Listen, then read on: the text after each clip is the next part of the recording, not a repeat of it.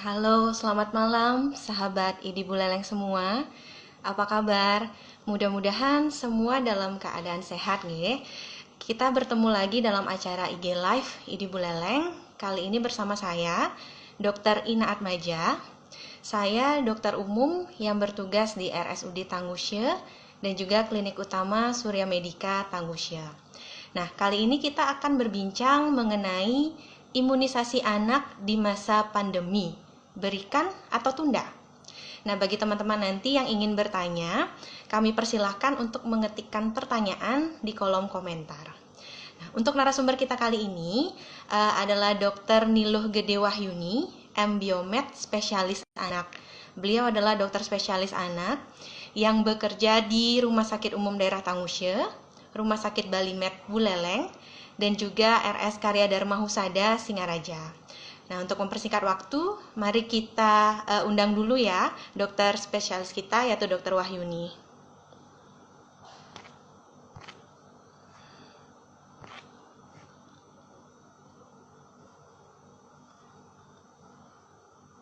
Kita tunggu sebentar ya.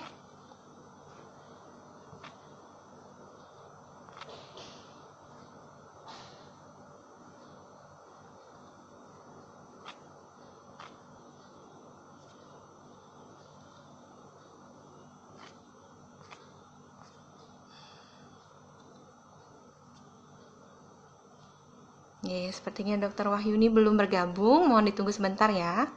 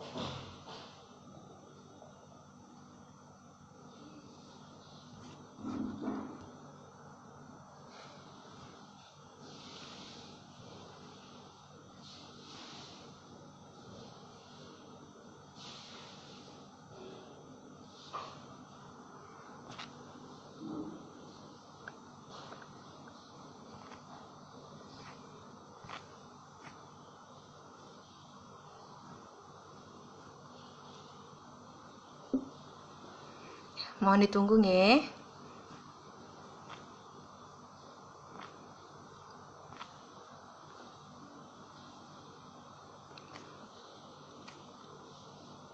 Iya, jadi dalam situasi pandemi ini kita pasti akan merasa lebih aman ya kalau tinggal di rumah, apalagi pandemi ini sudah panjang sekali.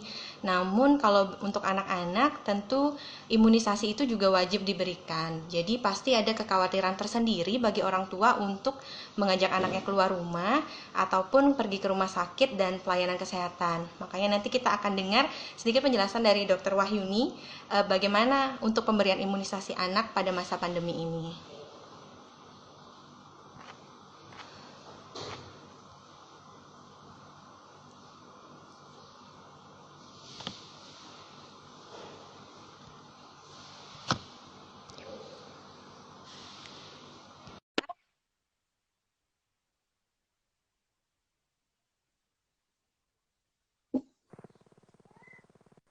Halo, selamat malam dokter. Malam. Apa kabar Ya, dok? malam Dokter Ina. Baik-baik. Oke, dokter, kita hari ini mau membahas mengenai imunisasi anak di era pandemi, dokter ya. Nggih. Jadi kan pandemi ini udah panjang banget, dokter. Dari pertama kali diumumkan itu Maret, sekarang sudah hampir 6 bulan. Tentu orang-orang tua itu pasti masih khawatir kan untuk mengajak anaknya keluar rumah, apalagi ke rumah sakit.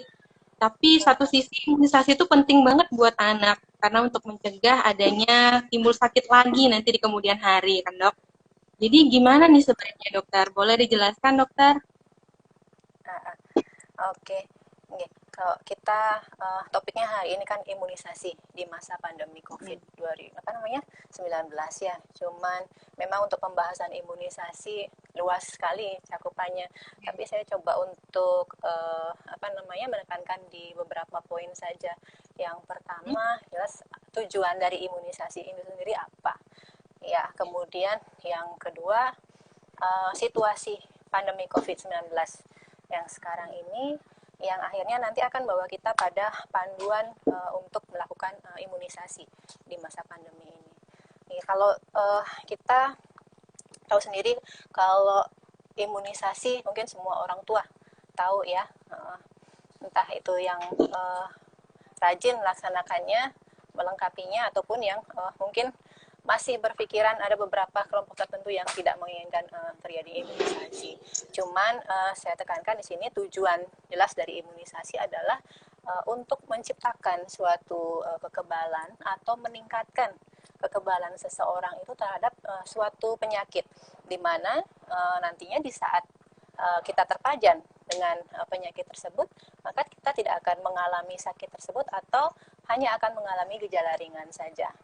Ya, jadi imunisasi kekebalan pada satu orang.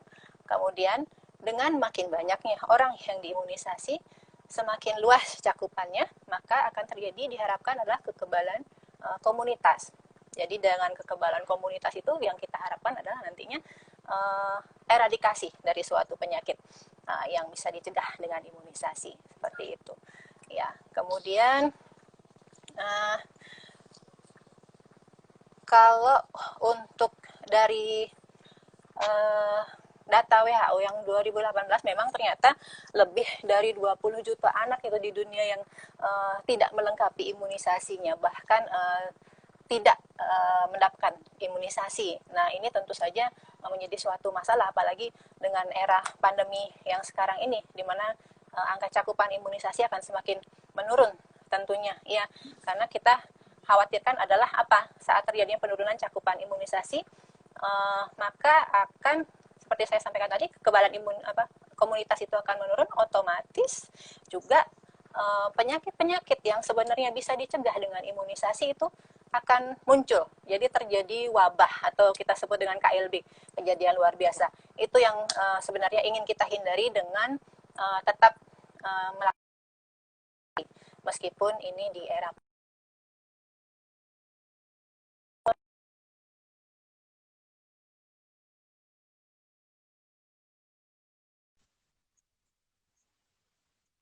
berita terakhir kemarin sudah lebih heboh lagi ya, karena ternyata angka kejadian COVID ini semakin meningkat ya. Dengan meningkat, Indonesia sendiri sudah hampir 200.000 Ya. 200.000 kasus dan dengan angka kematian yang hampir 8.000. Itu luar biasa sekali dan itu sangat-sangat mengkhawatirkan ya. Jelas ini dampak dari pandemi ini, otomatis pelayanan imunisasi nggak hanya di Indonesia, di dunia pun juga terganggu, bahkan berhenti sama sekali. Ya, itu disebabkan bisa satu karena faktor dari orang tua atau masyarakat sendiri, kemudian dari nakes kita. Kalau dari orang tua itu yang jelas adalah rasa kekhawatiran yang luar biasa. Ya, dengan adanya PSBB, ya otomatis dia tidak akan berani untuk keluar rumah, apalagi dengan situasi kalau kita di Indonesia kan layanan imunisasi lebih banyak posyandu kan ya.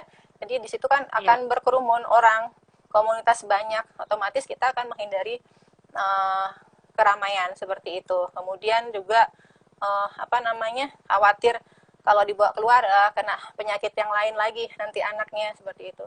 Kemudian kekhawatiran dari nakes sendiri, otomatis pertama karena memang untuk alat pelindung diri kita memang masih kurang, kalau kita bisa bilang ya, otomatis kita akan ada rasa khawatir untuk melayani pasien. Kemudian yang kedua, fasilitas yang tidak memadai, entah itu di rumah sakit dan di sarana kesehatan yang lainnya, di rumah sakit atau di puskesmas atau di mana. Dengan situasi pandemi seperti ini mungkin diperlukan suatu pengaturan yang baru untuk pelayanan imunisasi, supaya tidak artinya bercampur dengan penyakit yang lainnya, seperti itu. Kemudian permasalahan yang sering terjadi adalah kekhawatiran nakes itu lebih banyak juga karena banyak dari orang tua atau pengasuh yang setelah kita wawancara artinya tidak ada jujur masalah adanya riwayat kontak ataupun bepergian ke tempatnya seperti itu. Jadi bilang tuh jadi suatu kekhawatiran juga, ternyata tiba-tiba pasiennya positif, reaktif seperti itu luar biasa bikin kita ketakutan juga ya untuk ini. Mungkin untuk situasi pandeminya seperti itu, sehingga memang benar-benar perlu kita panduan untuk imunisasi, karena di masa pandemi ini kita nggak cukup hanya dengan mengandalkan social distancing atau cuci tangan ya, PHBS, pola hidup bersih dan sehat. Kemudian juga yang jelas untuk anak pasti makanan yang bergizi itu, dan yang nggak kalah pentingnya adalah melengkapi imunisasi. Itu poin penting. Nah, untuk panduan imunisasi sendiri kita memang untuk masa pandemi ini diprioritaskan untuk imunisasi anak adalah yang imunisasi dasar dari 0 sampai 18 bulan begitu. Untuk imunisasi tambahannya bisa disesuaikan dengan kebutuhan. Kalau memang ternyata ada yang terlewatkan untuk melakukan imunisasi, bisa dilakukan catch up imunisasi. Jadi nanti akan menyesuaikan dengan usia dan jadwal imunisasi yang sesuai. Seperti itu. Kemudian yang jelas sesuai anjuran dari PBIDAI untuk pelayanan imunisasi sesuai jadwal di masa pandemi ini. Jadi diharapkan tidak akan terjadi nantinya hal yang kita khawatirkan.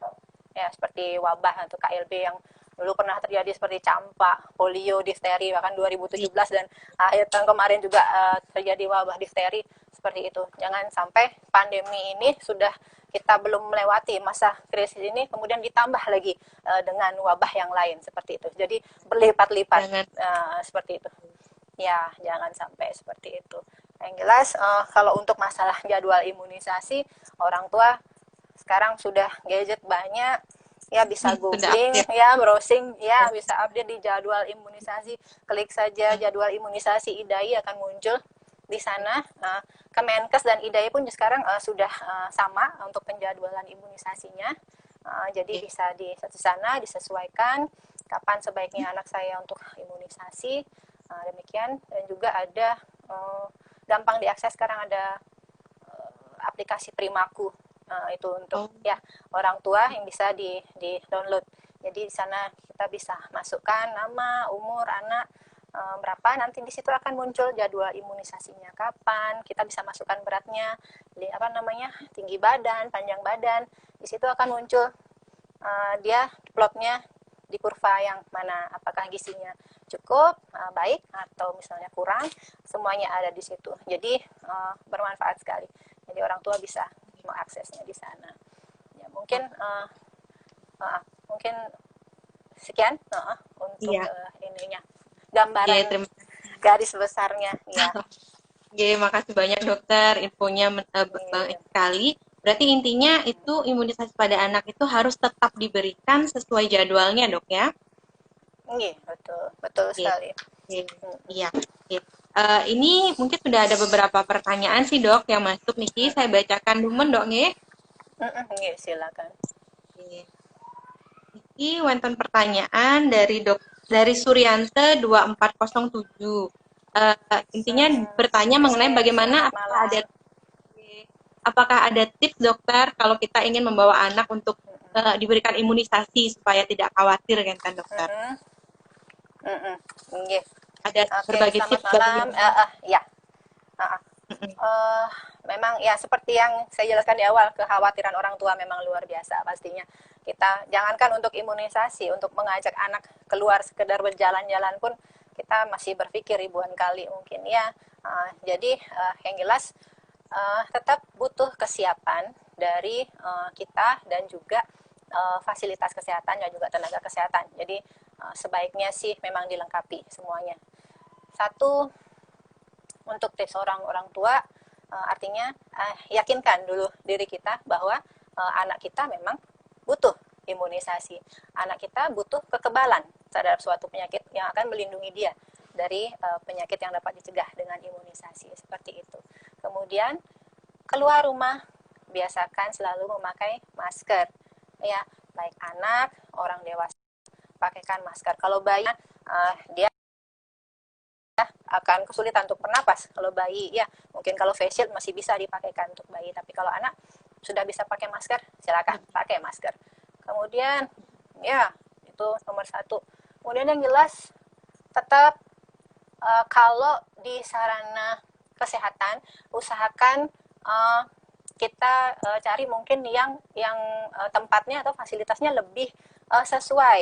Nah, artinya begini, mungkin di puskesmas walaupun dia ramai tetapi pengaturannya baik, seperti misalnya dipisahkan kalau artinya kalau bisa dipisahkan antara anak yang sehat dan juga anak yang sakit, seperti itu. Jadi tidak akan bercampur mereka. Anak-anak yang sehat yang untuk diimunisasi tidak akan ada risiko tertular dari anak-anak yang sakit. Tetapi jika itu memang tidak dimungkinkan, fasilitas kesehatan, misalnya puskesmas atau rumah sakit, mungkin bisa mengatur penjadwalan dari imunisasinya. Entahkah harinya yang diatur, mungkin hari imunisasi akan ada hari, mungkin misalnya Selasa, Jumat, gitu, misalkan, atau hari apa lainnya. Kalau misal pun tidak bisa seperti itu juga, mungkin bisa disusun juga jadwal ulangnya adalah lebih awal, mungkin adalah jadwal untuk anak-anak sehat yang mau imunisasi. Kemudian misalnya jam 4 sampai jam 6, nanti yang jam 6 ke atas itu adalah untuk pasien anak yang sakit, seperti itu. Jadi mereka tidak akan berbaur seperti itu. Tapi kan kita tidak semua fasilitas kesehatan memiliki, artinya bisa diterapkan seperti itu. Kalau itu memang tidak memungkinkan juga, artinya kita memang harus ke sana, ya usahakan tetap social distancing. Jadi tetap jaga jarak ya minimal 1 sampai 2 meter. Kemudian tadi APD sudah, kemudian pengantarnya untuk menunggu itu kalau bisa 1 orang saja. Jadi tidak akan lebih memenuhi lagi kerumunan orang yang sudah ada, itu tidak memperbanyak lagi ya. Kemudian anak usahakan saat di sana jangan diajak, biarin ke sana sini mondar mandir, itu tiba-tiba nempel di pasien sebelah ya. Ya mungkin anaknya dirayu supaya jangan kemana-mana gitu berkeliaran karena situasinya begitu. Kemudian apalagi ya, pastikan kondisi anak memang sehat, itu tidak dalam kondisi sakit ya. Jadi kalau memang dalam kondisi sakit sebaiknya segera periksakan, artinya karena kita memberikan pelayanan imunisasi itu uh, harus dalam kondisi yang bagus, dalam kondisi yang baik. Jadi nanti akan juga ada screening istilahnya dari tenaga kesehatan apakah anak ini layak untuk dilakukan imunisasi. Seperti itu. Iya. Baik dokter, jadi intinya kita harus tetap menjaga protokol kesehatan ya dok, baik dari orang tua ataupun juga anaknya, dan memilih fasilitas pelayanan kesehatan yang bisa memberikan rasa nyaman lain sehingga kita terjadwal kan dok.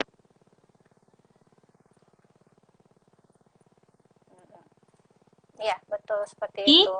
nah, Dan juga mungkin yeah. yang saya perlu ingatkan, jangan lupa untuk membawa ininya kartu imunisasinya. Nah, di buku KIA itu kan ada. Jadi supaya tenaga kesehatan juga nanti akan lebih mudah. Jadi kita sudah mencapai imunisasi yang mana, sesuai jadwal yang mana. Seperti itu. Jadi supaya tidak ada yang kelewatan. Kalaupun nanti ada yang kelewatan, kita akan bisa catch up dengan segera. Kalau semisalnya nih dok, ada beberapa orang tua mungkin KMS-nya hilang atau lupa dibawa, gimana itu dok? Nah itu sering sekali terjadi ya, sering sekali terjadi. Mungkin kadang ada memang orang tua yang masih ingat terakhir ini dokter gitu, misalnya dia hilang tapi dia datang misalnya umur 9 bulan, saya terakhir udah itu aja waktu umur ini 4 bulan gitu. Kita bisa memperkirakan, oh berarti itu sudah, berarti tinggal sekarang campaknya atau MR-nya seperti itu. Tapi ada yang memang benar-benar nggak ingat sama sekali, kita anggap adalah ya udah, kita anggap itu mungkin nggak ada, tapi kita mulai dengan imunisasi yang sesuai dengan umurnya. Seperti itu. Jadi ya catch up, jadi istilahnya catch up. Ya, sesuai umur berarti dok. Baik dokter, pertanyaan dari saya sih dok, saya juga ingin bertanya dokter, kalau misalnya ini ternyata sama sekali nggak mau datang untuk imunisasi dokter, terus mereka selalu memikirkan untuk menunda.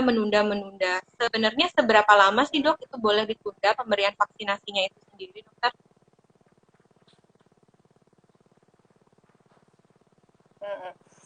Baik. Untuk penundaan imunisasi, yang jelas di masa pandemi ini pasti banyak yang tertunda. Sepertinya karena kemarin-kemarin juga pasien datang banyak. Saya takut dokter baru datang sekarang. Ya oke lah, kita catch up. Ya sebenarnya imunisasi kita usahakan kan sesuai dengan jadwal. Tetapi kalau memang pun ada sesuatu dan lain hal atau kondisi tertentu yang mengakibatkan kita harus menunda, kita bisa menunda itu paling lama sampai 1 bulan. Ya, sama untuk situasi COVID sekarang juga seperti itu. Jadi disarankan untuk tetap mengikuti melengkapi imunisasi sesuai jadwal. Dan kalaupun misalnya ini di daerah yang penyebarannya luas gitu, COVID-nya, ya angka kasusnya penyebarannya luas, itu kan tidak memungkinkan artinya untuk dilakukan imunisasi. Jadi imunisasi kita sebenarnya sarankan untuk yang di area yang zona hijau. Kalau zona merah yang tidak memungkinkan seperti itu, kita bisa lakukan penundaan itu sampai dengan sebulan. Tetapi ada tetapinya di garis bawahi, jika keadaannya sudah memungkinkan maka harus segera kita lengkapi. Seperti itu. Ya, berarti sampai sebulan masih bisa ya dok ya ditundanya. Niki ada pertanyaan lagi dokter dari dokter Putu Arya Nugraha dokter. Niki dokter bertanya, selain jenis yang lama, apa ada imunisasi baru yang menjadi standar nasional dokter? Gimana dokter? Selamat malam dokter Arya. Untuk imunisasi dasar kita masih tetap sama. Jadi dari tahun 2015 atau 2017 itu kita baru DPT-nya dulu kan combo nih, hanya hepatitis B dan difteri ya, DPT-nya ya, itu enggak ada HIV. Nah, itu sudah diperkenalkan kan dengan pentabio sekarang biasanya kita pakai. Nah, untuk tidak semua di daerah di Indonesia, khususnya di Bali atau daerah yang endemis dengan apa namanya Japanese encephalitis. Nah, itu ada penambahan baru lagi. Jadi hanya di daerah yang endemis saja. Jadi tidak semua seperti kita di Bali ya. Imunisasi JE juga sudah kita mulai ya. Kemudian untuk BC pneumococcus itu memang sebenarnya sempat masuk itu di beberapa sarana kesehatan sudah masuk untuk apa namanya yang didanai oleh pemerintah, tetapi sepertinya tidak berjalan dengan baik, akhirnya hilang lagi. Jadi untuk pneumococcus masih swadaya istilahnya ya. Jadi masyarakat masih harus membeli gitu di fasilitas kesehatan yang lain. Kalau untuk imunisasi tambahan yang lain masih sama semua, ada influenza, ada rotavirus, itu HPV, disesuaikan nih dengan usianya. Artinya tidak ada penambahan vaksin baru. Kalau untuk vaksin untuk COVID-19 sendiri sampai sekarang sih memang belum ada. Kalau dari data yang kemarin, info yang terakhir itu dunia sudah memulai itu sekitar 202 vaksin yang diuji cobakan, dan itu sekitar 24 vaksin itu sudah mulai di fase 2 dan 3 untuk sekarang ini, jadi clinical trial. Nah, seperti itu. Bahkan Indonesia juga ikut ini itu di Bio Farma yang punya itu. Jadi dari USA di Oxford gitu, itu juga ini termasuk Beijing, Wuhan juga mereka melakukan penelitian untuk vaksin. Cuman memang kebanyakan masih di fase 2 dan 3. Cukup, Dok? Iya, mari dokter. Ini ada lagi pertanyaannya, dokter. Dari Dokter Firna Uginiati. Dokter, apa benar bila ada riwayat kejang di usia di bawah 1 tahun, maka imunisasi JE harus ditunda, dokter? Dokter Firna, lagi malam Dokter Firna, lagi nggak jaga UGD. Oke, untuk imunisasi JE, ya memang ada beberapa kontraindikasi. Memang dikatakan kejang seperti itu. Ya, cuman kalaupun ya ada kejang atau epilepsi misalnya, tetapi dia terkontrol. Misalnya epilepsi yang terkontrol.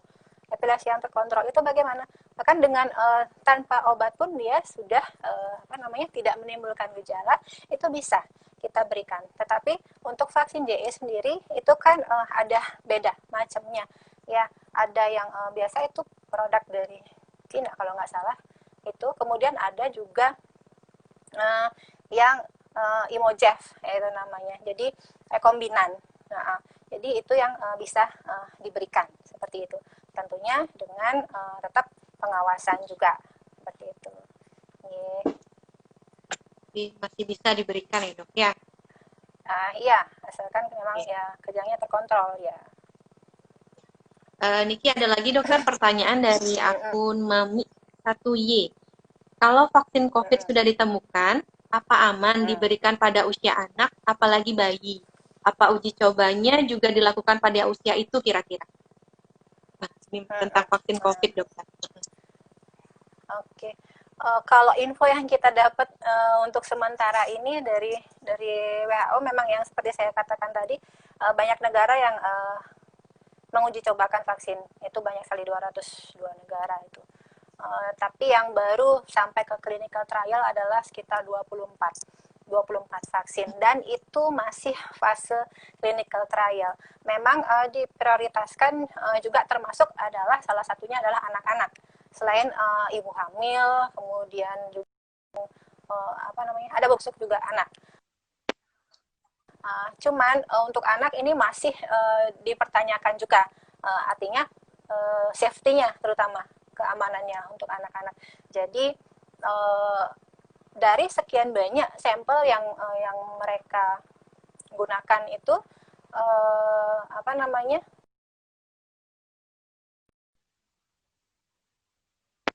di situ apakah termasuk anak itu sampelnya, ataukah memang gabungan, ataukah dewasa saja itu. Tapi memang juga anak yang disebutkan seperti itu. Ya kita harapkan sih kalau memang nanti untuk anak diharapkan memang benar-benar safe gitu, aman, jadi tidak akan ada menimbulkan masalah imunisasi di kemudian hari, karena bagaimanapun anak adalah ya harta luar biasa ya. Ya. Okay. Oke, Mungkin itu yang bisa saya kasih info sementara, karena memang info untuk vaksin ini masih terbatas sekali ya. Ya, sangat terbatas sekali dok ya untuk yang vaksin COVID-19 Niki.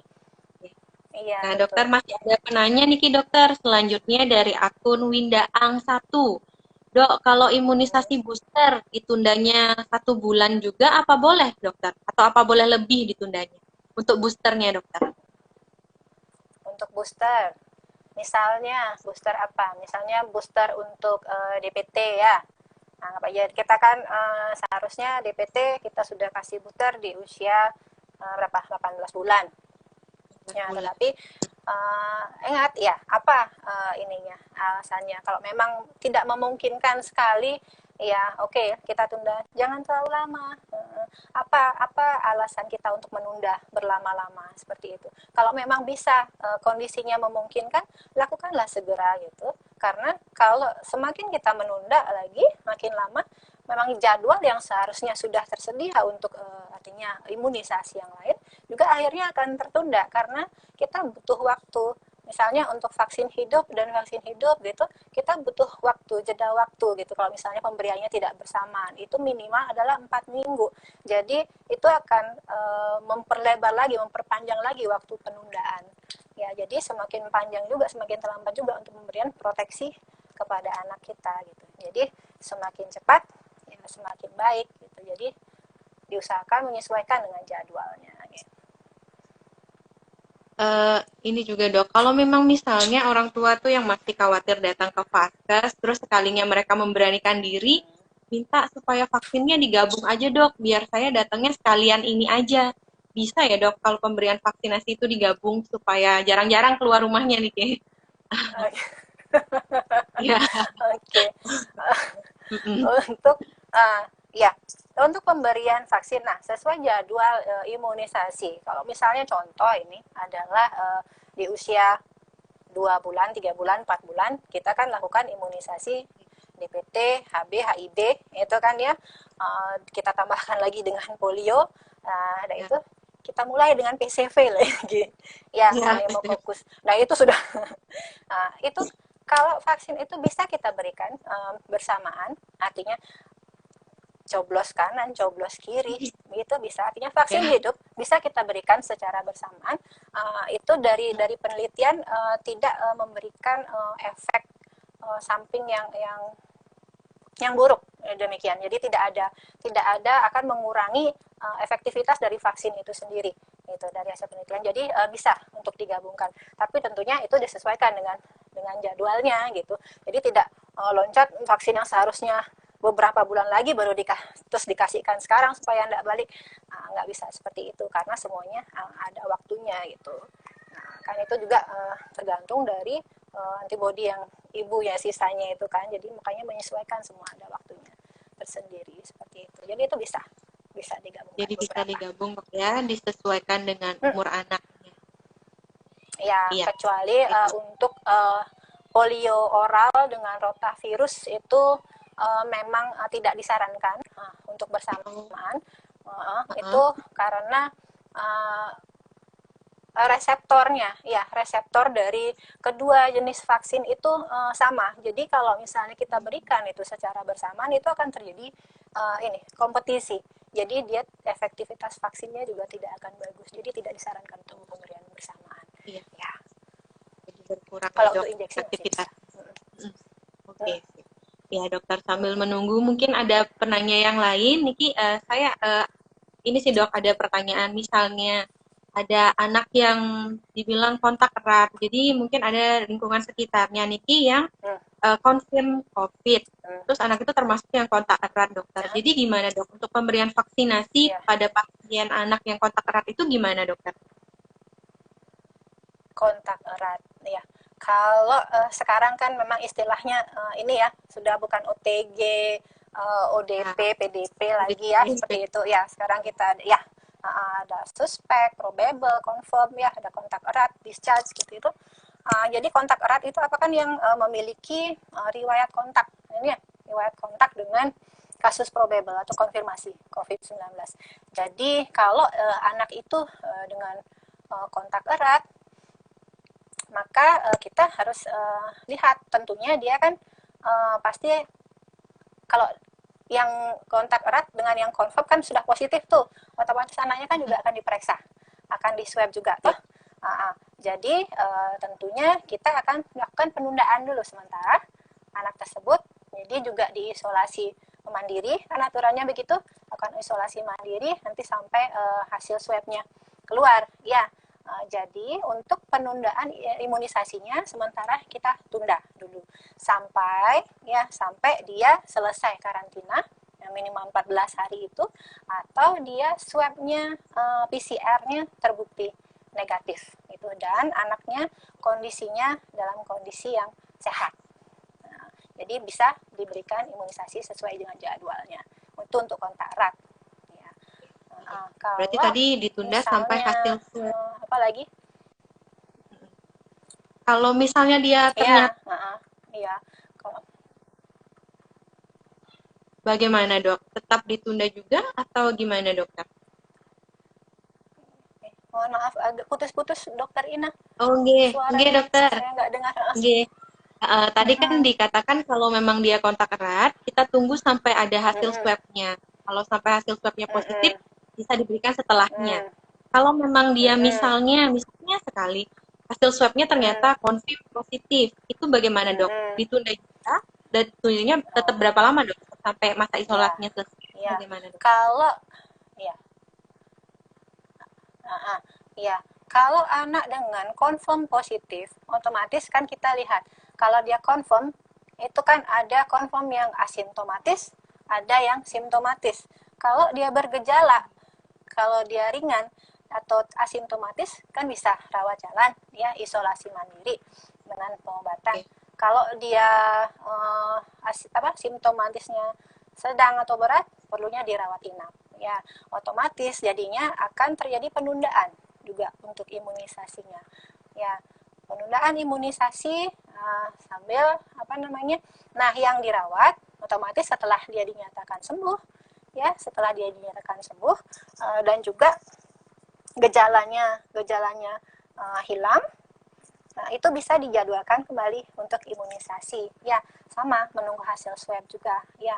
Kalau yang tidak bergejala pun sama seperti itu, kita lakukan isolasi, tunda imunisasi, kemudian isolasi 14 hari.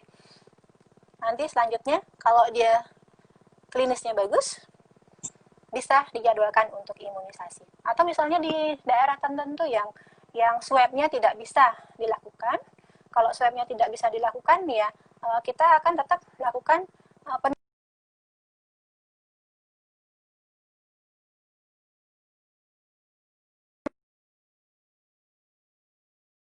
dalam kondisi imunisasi.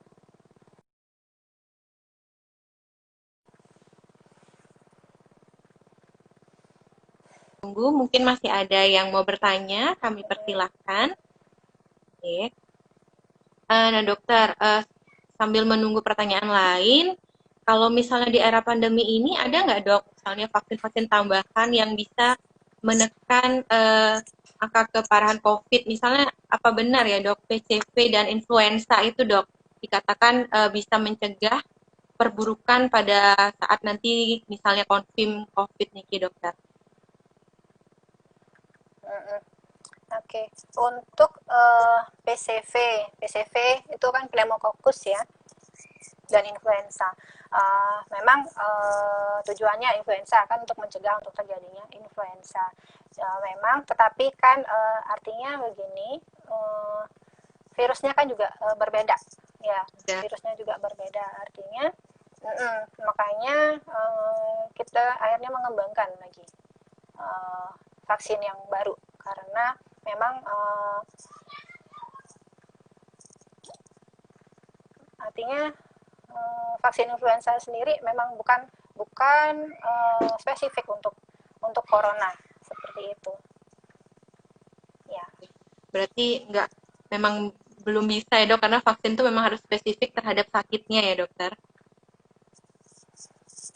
Ya, tapi kalau untuk misalnya kejadian dia pneumonia apa, kalau dia memang sudah mendapatkan vaksin itu mungkin gejalanya akan lebih ringan dibandingkan yang tidak mendapatkan imunisasi sebelumnya. Iya dok.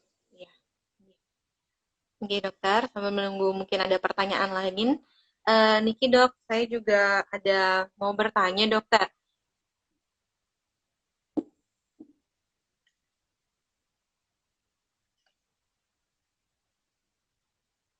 Halo, nggih, jelas dok nggih. Putus. Iya, terputus-putus Niki. Iya, dokter, kalau memang misalnya ada beberapa orang tua mungkin khawatir dengan gejala ikutan pasca imunisasi nih dokter, karena beberapa kasus kan ada anaknya yang demam. Sementara sekarang kalau di musim pandemi niki, demam, batuk, pilek tentu jadi hal yang membuat takut dan khawatir beberapa orang. Kita bisa nggak sih dok memilih vaksin yang mungkin nggak demam atau membedakan bahwa memang ini efek dari vaksinnya, jadi nggak perlu khawatir ke arah infeksi lain kayak gitu dokter. Iya, jelas memang beberapa jenis vaksin memang efek sampingnya ada kan dari mulai yang ringan sampai yang berat ya. Yang ringan salah satunya paling sering itu adalah demam. Yang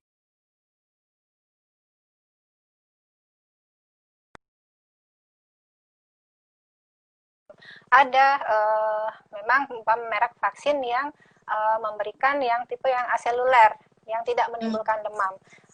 Cuman yang memang di cover untuk vaksin dari pemerintah memang bukan yang aseluler. Jadi untuk mendapatkan vaksin aseluler harus mengeluarkan tuh. Kalau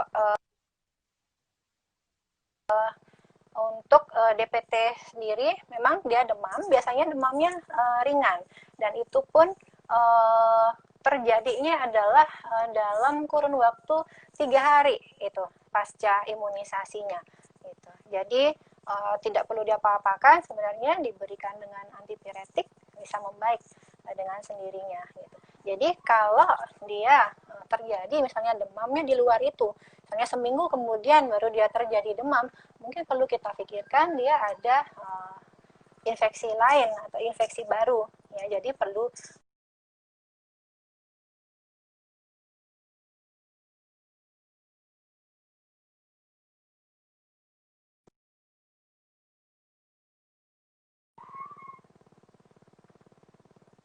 Halo Dokter Ina. Iya, Ya. masih terputus-putus. Iya, demamnya itu beberapa hari setelah vaksin itu memang kemungkinan Putus-putus. kejadian ikutan pasca imunisasi ya dok. Kecuali kalau memang sudah jauh setelah Hmm. imunisasi, baru kita pikirkan ada kemungkinan infeksi lain ya dok. Iya, itu juga makanya kita kan juga menghindari anak yang sedang sakit untuk dilakukan imunisasi. Kalau dulu mungkin kalau dia masih ringan saja, misalnya batuk, pilek ringan, kita berikan. Tetapi dengan masa pandemi sekarang kita harus lebih berhati-hati lagi. Jadi sebaiknya walaupun dia sakit ringan, ya tundalah dulu sampai kondisinya membaik baru kita berikan. Karena untuk menghindari juga artinya apa namanya? Ada infeksi tersebut gitu. Jadi nanti sulit untuk membedakannya. Kalau munculnya di saat kejadiannya itu. Oke, baik dokter. Nggih, nggih dokter, terima kasih Niki atas Ya. pertanyaan dan penjelasannya. Niki dari penanya pun sepertinya sudah tidak ada pertanyaan lagi. Dari dokter mungkin ada yang mau disampaikan dokter untuk penutupnya. Oke, baik. Jadi untuk masa pandemi COVID-19 saat ini, di mana kita luar biasa was-was dengan semua kondisi, untuk anak-anak, bagaimanapun orang tua, kita mengharapkan jagalah, ya, jadi lindungilah anak Anda dengan melakukan imunisasi yang lengkap sesuai dengan jadwalnya. Jadi jangan sampai terlewat. Nah, kalaupun terlewat karena sesuatu kondisi, maka saat memungkinkan untuk dilakukan, maka lakukanlah imunisasi dengan segera. Jadi itu juga untuk menghindarkan kita dari penyakit yang lebih serius yang sebenarnya bisa kita cegah dengan imunisasi, karena sampai sekarang kematian anak itu masih terbanyak karena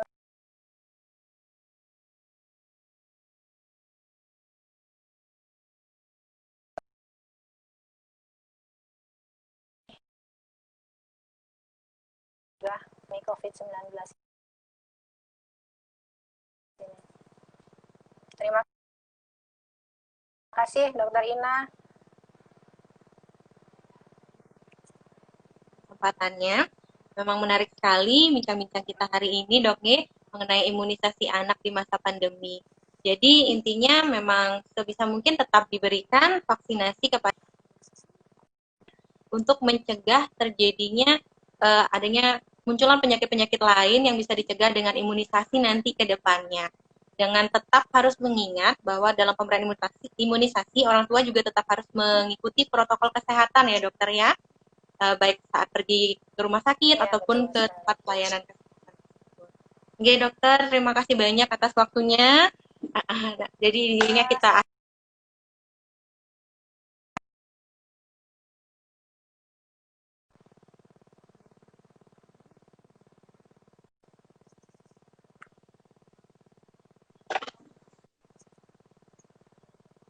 ya, terima kasih banyak Dokter Ina. mari dokter terima.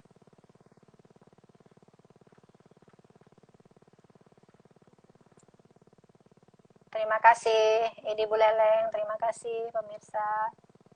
Sampai jumpa. Sampai jumpa.